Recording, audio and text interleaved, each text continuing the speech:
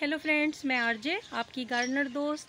जैसा कि आप देख रहे हैं, आपके सामने है बहुत ही खूबसूरत वाइट एंड पिंक पेटल्स का हिबिस्कस फ्लावर।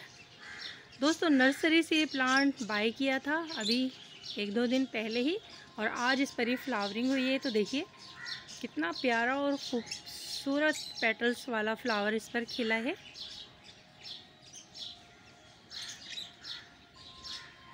बहुत प्यारा कलर है।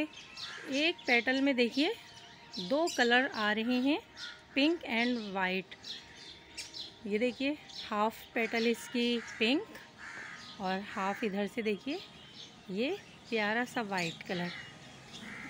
तो दोस्तों, कैसा लगा आपको मेरा ये हिबिस्कस का फ्लावर प्लांट? मुझे खुद भी नहीं मालूम था कि इसमें इतना प्यारा सा फ्लावर आने वाला है।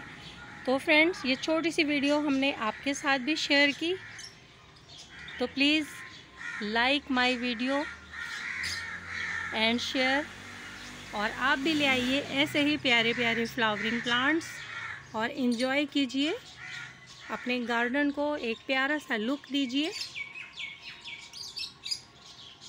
Okay friends, bye bye bye bye.